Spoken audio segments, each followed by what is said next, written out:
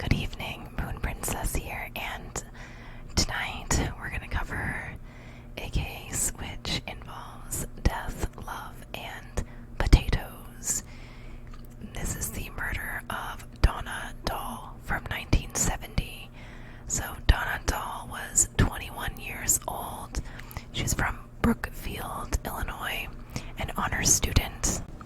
She was studying Russian at Northern Illinois University, attending with a scholarship. She was a senior.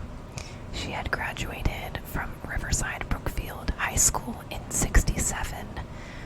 She was part of the National Honor Society. She went to Middlebury College in Pennsylvania in the summers of 1969 and 1970, which earned her credit towards her master's degree. She wanted to be a teacher or an interpreter. In the evenings, she worked at Swen Parson Library. She lived off West Lincoln Highway. She was described by Northern Star in photos as a smiling blonde with wide-set eyes. When talking about Donna Donna Giralot describes her friend as naive, innocent, and relatively tame. Doll grew up with a great deal of responsibility at home, taking care of her younger siblings and completing a lot of chores. A whole host of chores. She cleaned the house and was unable to go out most of the time, as she had to babysit or look after her siblings, her younger siblings. Giralot and Doll had been friends since the 8th grade. I apologize if I'm pronouncing that wrong. So Friday, October 2nd, 1970, this same close friend, Donna Giralot, had not heard from Doll. She and Giralot were supposed to go for a walk and get coffee. Giralot, sorry, and Doll had not really seen one another since Giralot got married back in June, a wedding in which Doll was one of her bridesmaids. They were supposed to meet after she got off work on that day. So Doll had been in Pennsylvania as well, and with Giralot so busy adjusting to newlywed bliss, the two hadn't really spent a lot of time together in a while, since like June. So Doll never made it to their friend date, and at the time, Giralot assumed something occurred, but not something that would cause alarm. So she didn't do anything about it, right? Because she didn't think that anything was of concern. She's quoted as saying, "We hadn't gotten together yet because of schedules and other things. We were going to get together and talk for a while and get some coffee somewhere. We were supposed to meet at the library. I was supposed to pick her up, and we were going to talk about the summer and what had gone on. What had gone on, but she just wasn't there. She just, I think, assumed that she was just already gone. So, however, several days go by, and Doll's friends become very concerned, having not heard from her in so long. Initially, they'd been thinking, oh, it's the weekend, she'll be back, whatever, you know. But then when the whole weekend was gone and it's like Sunday night, they're very worried. She had not made it back to her house since Friday night after clocking out from work. By Sunday at 11:30 p.m., she was reported missing. She was reported missing October 4th by her house parents. Police went through her home, noting her clothes and suitcase remained, and she had yet to deposit her most recent check. Believed that she likely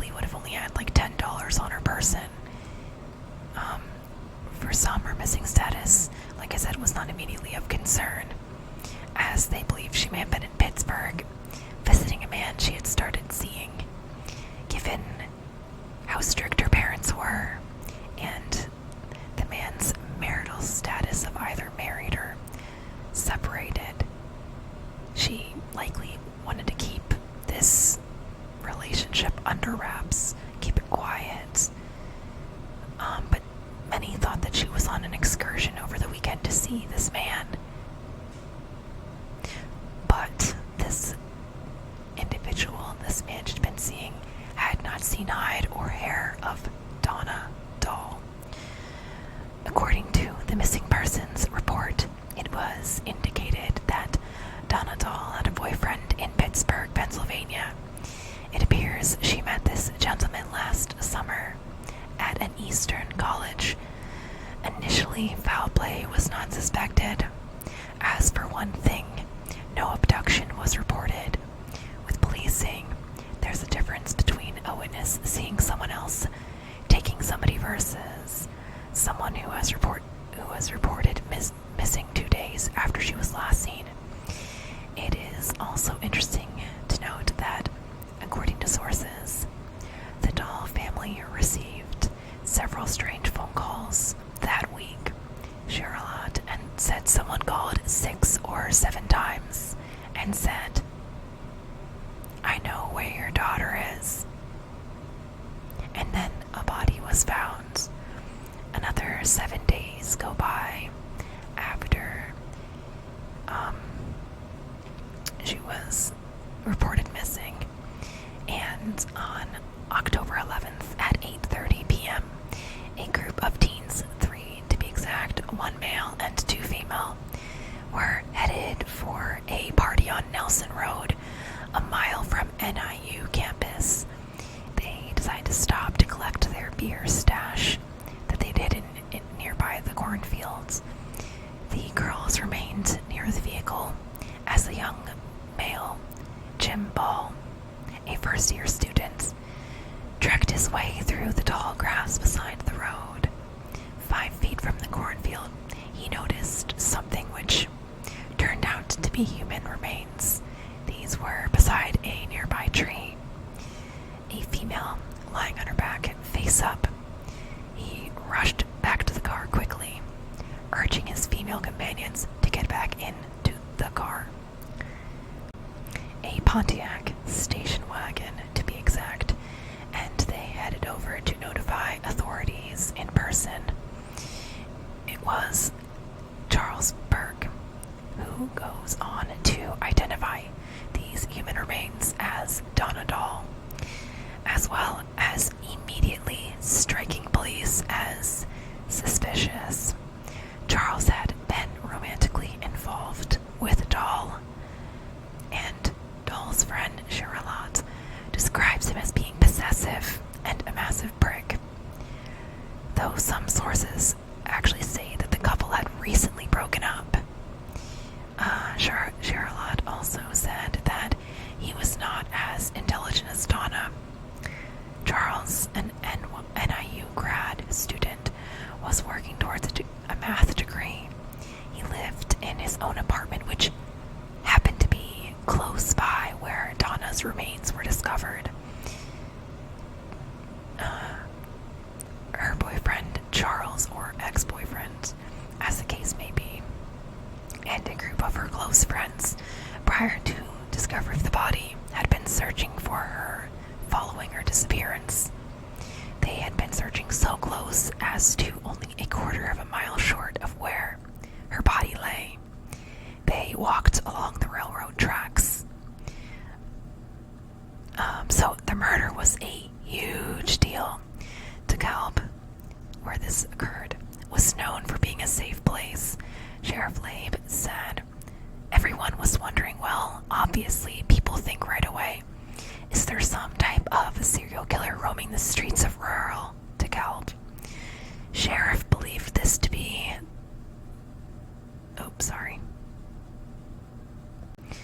So the sheriff believed that the murder motive in this case was due to this jealousy and this possessiveness, wanting Doll to himself, right?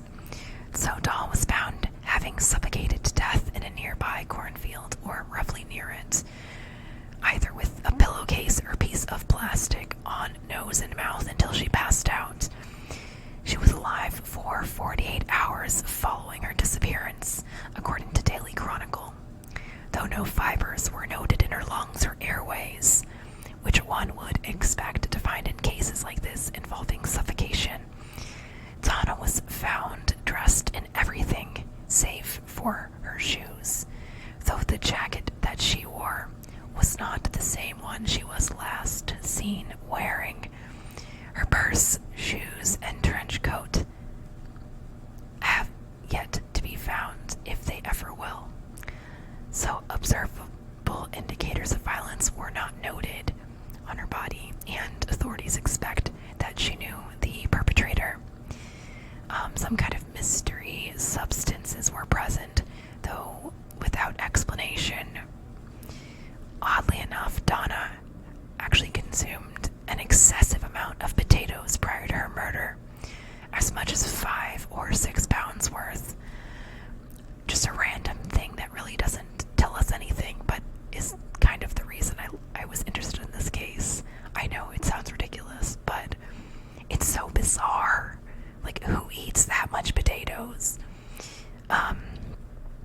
Over the summer of 1970, Donna had been enrolled in a foreign language program in Pennsylvania, as I have mentioned. While there, she'd been sending Geralot letters, which indicate she intended to break things off with Charles to be with her PA, Mystery Man. He was also expected to make a trip down to NIU at Halloween, only a couple weeks away. So her partner, or previous partner, Charles, actually, the aforementioned Charles Burke, actually attempted to kill himself upon learning of her death in some capacity. Initially, in fact, it was more when police told him that they had a suspect in mind was when he attempted to kill himself by slitting his wrist. Following his release from clinical care, his lawyer shared that he was emotionally disturbed over his girlfriend's murder, but was cooperating with police. Sufficient evidence was never found to charge him, this suspect, with Donna's murder. Charles has been working